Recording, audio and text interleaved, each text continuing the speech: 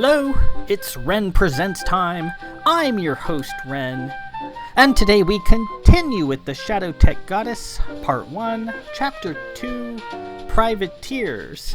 We're getting into the meat of this story. I love this story. I think it worked out really well. It took a while to gestate in my head, but I think it's a cool story, if I do say so myself. Previous chapter, Lord Aram and his fiancée, Lady Alesta of Dare, were having out a little role play in the ruins of Caroline. They had some off time, apparently. They decided, we'll head on down to these ruins we've heard so much about, and Alesta will hide in the rocks, and Aram will come down and with some candies and some flowers, and then, it might as well be a bar. Alesta dressed up, sitting there at the bar. Aram sachets in and bellies up to the bar. They pretend they don't know each other, and then they start making casual conversation, and then Alesta indicates she wants a cigarette, and he gives her a cigarette, and then romance ensues from there. That sort of thing. They were just role-playing, but they were interrupted by the appearance of Melazar of Caroline, the very merry around her leg,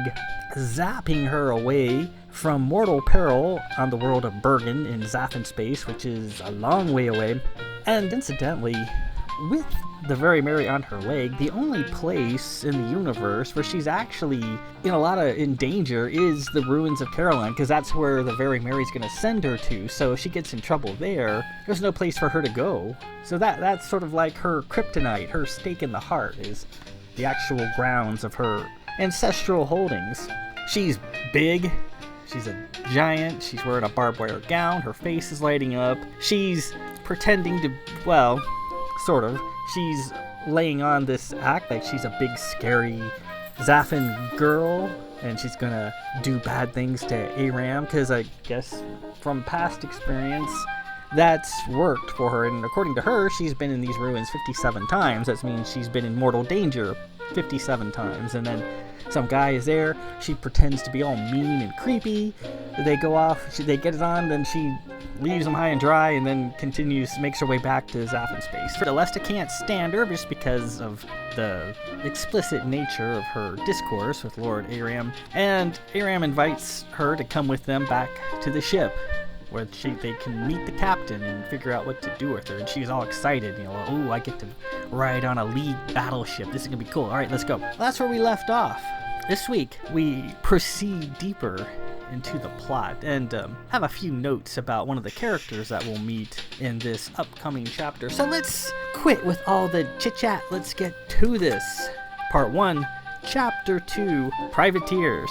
The usual clicking and officious sounds of the bridge wandered in through the open door of Stenstrom's office. A veil of stars glittered through the large windows, as well as the vast aft structure of the ship with its wings and tower, and the hazy green-blue mass of Cana off to the right. Late in the service day, the night bell would soon sound. The Lord of Belmont South Tyrol was rather tired. He planned to head off to his quarters, have a nightcap with his Lady Gwendolyn, and turn in for the evening. His triangle hat and his green HRN coat hung from their pegs nearby. His pistols sat in their plush depressions in the wooden box atop the credenza. His office was, for the most part, as it was in the heady days of years past when Captain Davidge and Countess Sigillis commanded the ship, with one notable exception: his framed family crest, the black stars of Belmont, and the green and white stripes of Tyrol hanging behind his desk. Lord Stenstrom was a civilian, appointed to the captain's chair of the Seeker, an old ship that had barely survived the scuttleman's yard. His appointment, contentious and costly, was a minor scandal in the hidden halls of the fleet, and he had nearly been paneled over it, nearly been killed over it. He had paid for the Seeker's extensive refitting out of his own pocket, and it had taken months to complete in a high-orbiting dry dock over Cana's southern pole. Oh, the daily arguing with engineers, including his own Lady Gwendolyn Apprentice, his chief engineer and full-time lover. The ancillary costs, the comings and goings of the craftsmen, the daily uploading, downloading of fixtures and specialty machinery, the drafts, the designs, the fussing over every detail, the reacquisition of the crew. Some days it seemed too much. But now, the refit's done, the Seeker was once again a fully commissioned, fully functioning warbird, ready for anything, bustling with crew and life, and all under his command. Through his windows,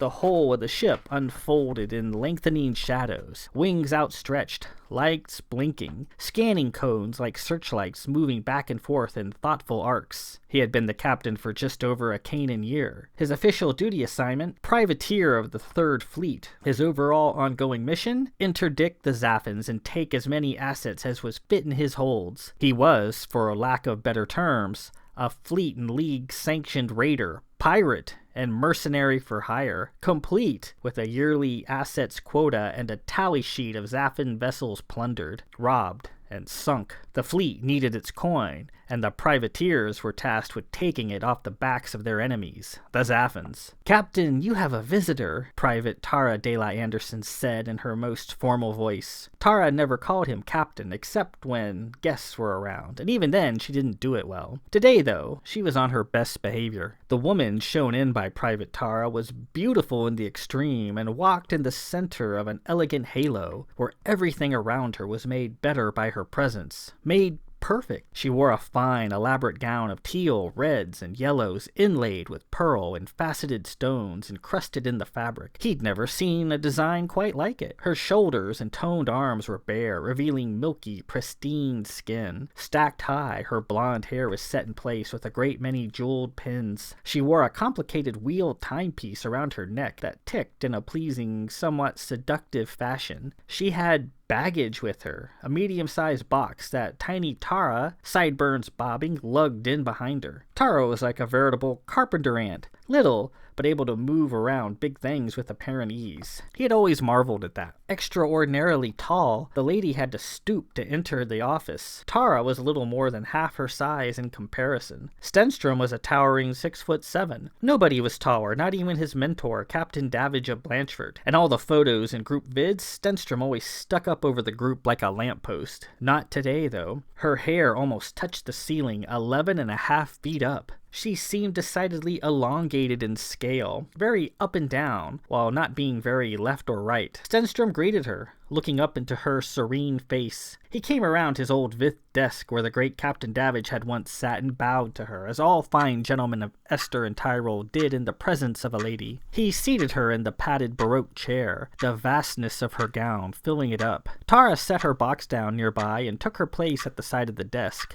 clearly wanting to stay, but with well-practiced hand gestures and general body language, Stenstrom whisked her out of the room. Tara left, but gave him a dirty look as she passed. When they were alone, Stenstrom introduced himself. "Good evening, my lady. I'm Paymaster Stenstrom, Lord of Belmont, South Tyrol, and captain of this vessel." "My lord," she said, lifting her hand. Her voice bore an odd accent, though Stenstrom couldn't quite place it. It had a singularly unusual sound to it, ancient, like how people centuries past might have spoken. Perhaps she was from Hoban or some other exotic place about the League. He wished to hear more. Her voice pleased him, rather like the troupe of voice boxers he and Gwendolyn had seen in Saga, people whose melodious voices induced pleasure in those listening. He took her hand and kissed it above the knuckle, and then seated himself. "Well met," he said. "It's not often we have such a distinguished visitor aboard our humble ship. May I offer you a coffee?" The woman thought a moment. A coffee? The notion seemed to perplex her. She adjusted a small wheel on her necklace. Something odd happened in the space of a moment, like those dreams that unfold and conclude in the blink of an eye. He thought he saw himself standing by the old silver coffee service, making a hearty cup for her. He recalled numerous questions she had regarding its make and history.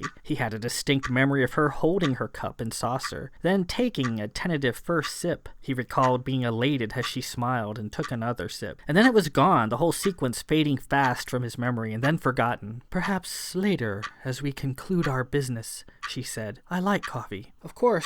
Well then, how may I serve you?" She settled into her chair, the fabrics of her gown rustling. "You have offered me your name, sir, and I shall offer mine in return. I am Queen Wendell Knight, co-proprietor of the Library of Time." "The Library of Time? Your pardon, I've not heard of it before." She smiled. "No pardon is required, sir. I wouldn't have expected you to be aware of it. Few are." "Thank you. And, Queen, you say? You are royalty, then?" She blushed a bit. "Yes. after a fashion. Stenstrom was interested, and he pressed her for more. May I ask where you hold title? You may, sir. Ansana Mons Eagle, Sulfid Castle, region of Armiac, Camera. Stenstrom had never heard of it. Camera had a familiar ring, but he'd never been very interested in geography. He knew Cana and parts of Onaris, Baz, and the Gold Coast area of Hoban, but that was all. Gwendolyn would certainly know. But she was down at Fleet attending to her duties as engineer, would not return until the morning bell. He politely nodded,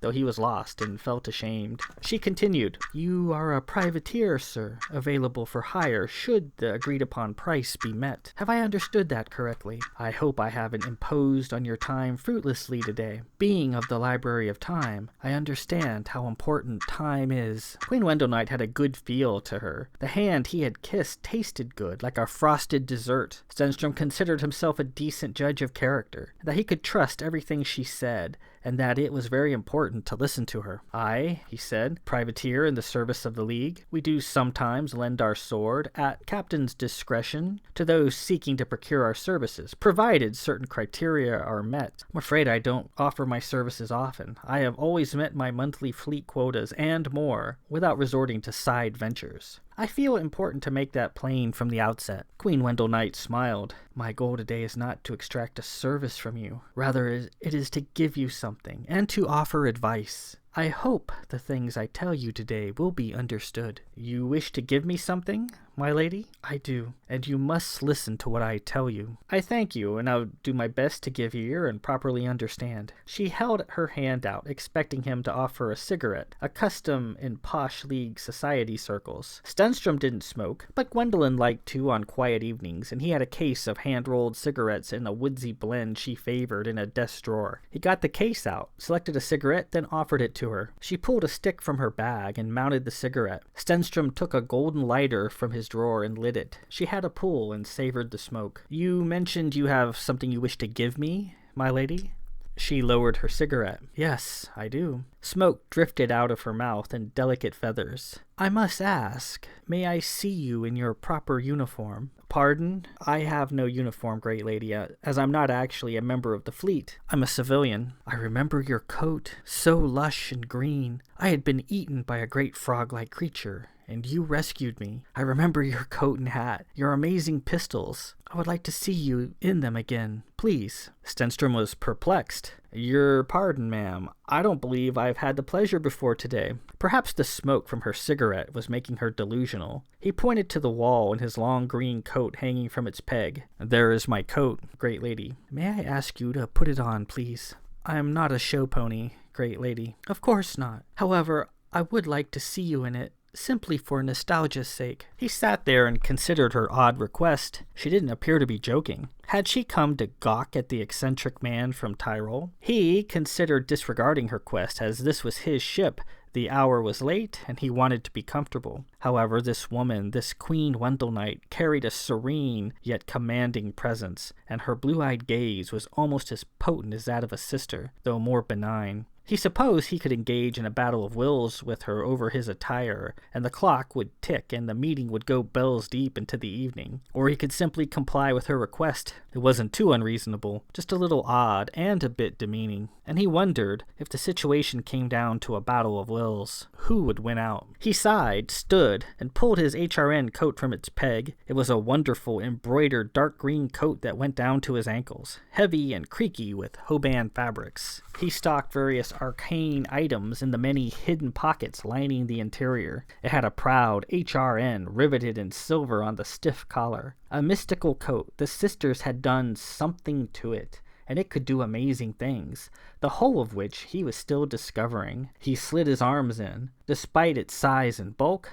the HRN was never too hot to wear, nor too chilly. It was always just right. He could sleep in it nice and cozy if he wanted. Queen Wendelnight watched him as he straightened his shirt and went to the box to get his pistols. I assume you wish me to put my weapons on as well, he said. You assume correctly. Thank you, sir. He opened the box, and there were his pistols, the Ints, the Los Capricos weapon of his father's line. Though appearing as simple flintlock pistols, the Int fired a mystical green ball of energy that could slay virtually literally anything. He pulled them out of the velvet-lined box and slid them into his sash, allowing the Lazy S wooden stocks to stick out. He picked up his black triangle hat and placed it on his head. There he stood, Stenstrom, Lord of Belmont, South Tyrol, kitted out in full array. Silk shirt, black knee breeches, a pair of Tyrol boots, partially leather, partially metal, his green sash around his waist with the 2 pistols sticking out, and his Barbary HRN coat. Is this what you were hoping to see? It is. How handsome and dashing. Exactly how I remembered it when you came to rescue me from the frog's mouth. Great lady, I have no recollection of such a thing. A frog's mouth, you say? I would think such an occasion would stick in my memory. Queen Wendelknight reached up and turned a wheel on her necklace.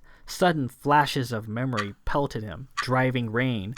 Mud in a stand of fern-like trees withering in the rain. Debris from fallen shipping stuck in the mud, some of it flaming. Dead bodies in the mud. His hands clamped on 2 halves of a great warty mouth, desperately forcing them open like a clamshell. Inside, resting in a pool of slime, was Queen Wendelknight, frozen in place. Wait, Queen Wendelknight. What was wrong with her body? It was... She turned the wheel again, and the memories faded, falling out of his thoughts as quickly as they had come, with only a flicker of notice on his part. I have great cause to be thankful for you, sir, she said. Stenstrom returned to his desk and sat down, feeling somewhat confused. So, how may I assist you, great lady? She turned to the box Tara had lugged in. I have come to give you this. She retrieved an odd item, then held it out, framed in the latticework of her fingers. For a moment he thought the device glowed, for it seemed to illuminate her hands, lighting her fingers up in red so that her bones shone through. But on second glance it wasn't glowing at all. It was an ochre object,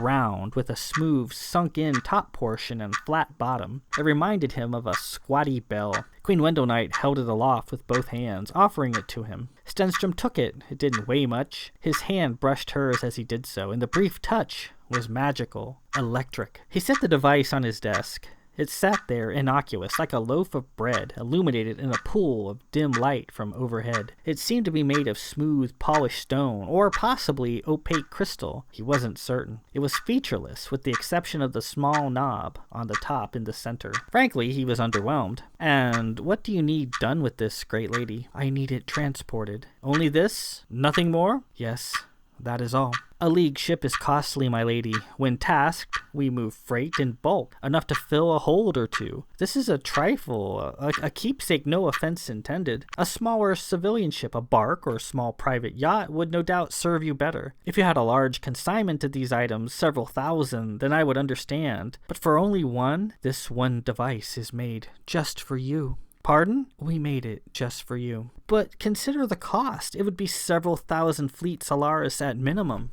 It must be you, sir. Cost does not concern me. I see. Then I'll need further information. He gestured at the device. What is this? It is known as an anatometer. My husband made it. Only he and a handful of others have the essential skills to create them. Is it dangerous? Very dangerous. Dangerous? Stenstrom stared at it, not seeing or detected anything particularly threatening about it in any way. And none of his various devices he carried for detecting the arcane gave him insight. We have the usual scanning procedures to reject entry of any item that might pose a hazard to fleet shipping and personnel. Were this device dangerous, it would not have made it off the docks. It is not dangerous until it is activated. And then you might wish you had never set eyes upon it. I see. Perhaps I should ask my engineering team to have a look at it. I have my ship and crew to consider. Your engineering team would find nothing but a hollow stone. As I said, this anatometer has not yet been activated. What is its function? It is, for lack of better terms, a key. In its most basic form, it guards the threshold between one plane of reality and the next. The key from one plane of reality to another. Stenstrom sat back and allowed himself a slight laugh. He wondered what other ship captains would do in such a situation. Queen Wendelknight was, quite possibly, mad. Prudence and station demanded he politely hear her out, smile, seem supportive and interested, then at a later time berate his subordinates for allowing this crazy woman and her lump of stone into his office in the first place. Certainly few other captains would consider committing their assets in service of such a fantasy. It would be a scandal. Yet, as a trained sorcerer and graduate of his late mother's underground school of Tyrol herbalism and black magic, he knew not to summarily reject the odd and the bizarre. He'd seen plenty of it in his lifetime. Queen Wendelnight had the air of the arcane about her, and despite himself, he was curious. If anything, he enjoyed a good story. He decided to open his ears and listen. What could it hurt? Please go on, he said. Thank you. For each reality, there is an antimatter guarding the gates. There are always those seeking to cross from one reality to the next, and that can be very dangerous to the well-being of the universe. The antimatter prevents these crossings. It works infallibly, and the universe is much safer for it. My husband has made thousands. He is a skilled craftsman then, your husband? He is. Occasionally, and by sanction of the gods, he is tasked to custom build an antimatter, and such is the case here. This example is made just for you. You've mentioned that. I don't understand what import that has. Queen Wendelnight stared at Stenstrom, then her expression softened. She seemed genuinely sad. What import? It means this device, once activated, will transform you. You'll have knowledge that spans universes. You'll have power as well, and all the trouble that comes with such power. Demented, extraplanar creatures will be drawn to you, and evil men and women will seek its power too. And I'm sorry, once you activate it, the antimatter will, at least for a while, cause you nothing but misery. I have seen it. A hideous, reviled creature will steal it from you, and in your efforts to recover it, that is where you rescue me in a place not seen in thousands of millennia. If not in this universe, then another. In the process, some of your loved ones will die. Some will be sent off on a long journey, and others will be transformed without hope of ever returning to what they once were. Most changed of all will be you, sir. The antimatter will transform you into a new man, but not without a great crucible first. Stenstrom had heard enough. Tara, he said in the air. Yeah, Belle, came the reply over the comm. I believe Queen Wendelnight is all finished up here. Will you prepare her arrangements back to the shore, please? 2 shakes, Belle. Thank you. Queen Wendelnight smiled. So, she said, I assume you are declining the antimatter. He pushed it away, sliding it across the top of the desk. How could I not? I'm sorry, you're an enchanting lady, and I truly don't wish to disappoint you. However, your description of this device, if it's to be believed, is horrifying. Frankly, I want no part of it, not only for myself, but for those whom I love. I must think of them as well. I suppose I like things as they are. Queen Wendelnight's expression softened. I know that. She turned the dial on her necklace.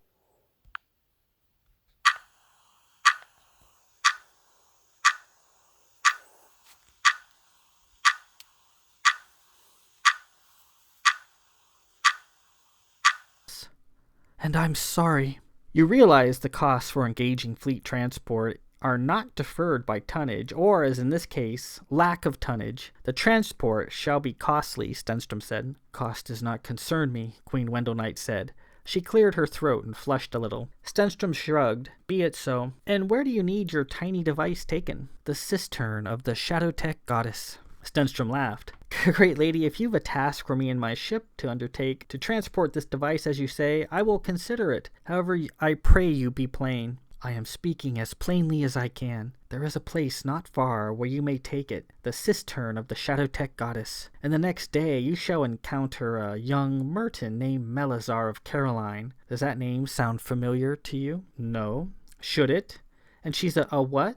A Merton, did you say? Melazar of Caroline carries a wealth of information, though she knows it not herself. That makes her a Merton. She will mention something about an entity known as the Shadowtech Goddess, and you will discover where the device needs to be taken. What is the Shadowtech Goddess? A woman who does not exist? Queen Wendelnight reached into her bag and pulled out a shining bar of brilliant metal. Stenstrom raised an eyebrow. Is that mithril? It is. Your payment. She placed it on the desk. Stenstrom picked it up, amazed by its considerable weight. This is quite a bounty. Will you accept it as payment? I offer it all to you, and in advance. He guessed the bar was worth, conservatively, 5 million sesterces, several years' quota. He glanced back at the odd antimatter sitting on his desk. What is your answer, sir? She asked, pressing him. He placed the heavy bar of mithril into a drawer. I feel a tad guilty for taking so much for such a negligible task. Don't lose it, sir, please, she said, her gaze wandering to the floor. Oh, no, I won't lose it, I swear. Don't forget, when you put it into place, turn the knob 8 times. Thank you, I won't forget. Turn the knob. Queen Wendelnight smiled a little. but said nothing more. And with that, we conclude Part 1, Chapter 2, Privateers. We are reintroduced to Paymaster Stenstrom, captain of the Seeker. It's been fully fixed, and if you've read the Belmont Saga, you're aware of the state of smash the Seeker was in. Their Admiralty had it stripped. Pretty much everything of value in the ship was taken. It was basically, it didn't even have life support. It's just an empty shell floating in a decaying polar orbit. And when Stenstrom first boarded it, he didn't even have fresh air. He had to steal various parts to get it somewhat functional. But by this story, the Seeker has been fully refurbished, refit.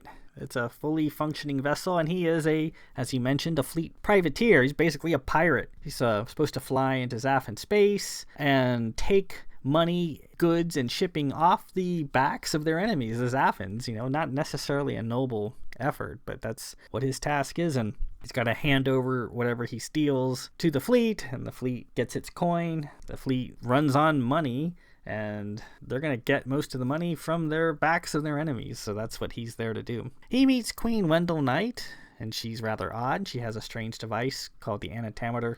If you recall from previous readings, I mentioned the Hall of Mirrors, this sort of interdimensional crawl space between the universes. It's also known as St. Mary's Axe, and the Hall of Mirrors has two distinct hallways in it. The Hall of Mundane, that's when you first enter it, that's where you are. And some people spend quite a bit of time, sometimes their entire life, wandering around in the Hall of Mundane, but not aware of where they are and what they possibly could do. Then the Hall of Mundane ends in a left-right intersection, and that is known as the Hall of Possibilities. If you go to the left, you enter the next universe. If you go to the right, you enter the lair of the Shadow Tech Goddess, and quite possibly will be destroyed. That's her function, is to guard the Hall of Mirrors in some regards and wipe out anyone who's passing through. In between these two hallways, the Hall of Mundane and the Hall of Possibilities, is an Antimatter. It's a little device sitting on a pedestal. It's basically a key, and it prevents passage from one hall to the next. It's there to keep